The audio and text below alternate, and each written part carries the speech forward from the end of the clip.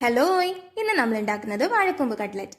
ഇതിനാവശ്യമായി ഏത്തൻ, രസകദളി, ഞാലിപ്പൂവൻ എന്നിവയുടെ ഏതെങ്കിലും കൂമ്പെടുത്ത് വെള്ളഭാഗം കാണുന്നത് വരെ പോള കളഞ്ഞ് പൊടിപൊടിയായി അരിഞ്ഞ് ചെറു ചൂട് കഞ്ഞിവെള്ളത്തിൽ ഇട്ട് വെച്ച് പിഴിഞ്ഞെടുക്കുക.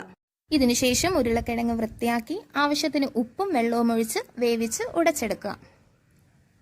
തേങ്ങ ചുരുകിയത്, ഇഞ്ചി, വെളുത്തുള്ളി, ആവശ്യത്തിന് മുളക് പൊടി, മഞ്ഞൾപ്പൊടി, മസാലപ്പൊടി, കുരുമുളക് പൊടി എന്നിവ വെള്ളം തൊടാതെ അരച്ചെടുക്കുക.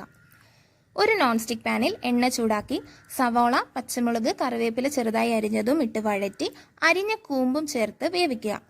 ഇതിലേക്ക് അരച്ചു വെച്ച മിശ്രിതവും ചേർത്ത് നന്നായി ഇളക്കി പാകം ചെയ്യണം. ആവശ്യത്തിന് ഉപ്പും ഉരുളക്കിഴങ്ങ് ഉടച്ചതും ചേർത്ത് കട്ട്ലറ്റ് പിടിക്കാൻ പാകത്തിന് ലേശം അരിപ്പൊടിയും ചേർത്ത് ഇളക്കി ചൂടാറുമ്പോൾ അപ്ന കലാവിരുദ്ധനുസരിച്ച് ഷേപ്പാക്കി മുട്ടയടിച്ചത്, മൈദ, റൊട്ടിപ്പൊടിയിൽ മുക്കി വറുത്ത് കോരുക. പോഷകങ്ങളുടെ 6ാം തമ്പുരാനായ വാഴക്കൂമ്പിന്റെ കട്ട്ലറ്റിനെ വിശേഷിപ്പിക്കുകയാണെങ്കിൽ മംഗലശ്ശേരി നീലകണ്ഠന് അറക്കൽ മാധവനുണ്ണിയിലുണ്ടായ പോലത്തെ കിഡിലോസ്കി.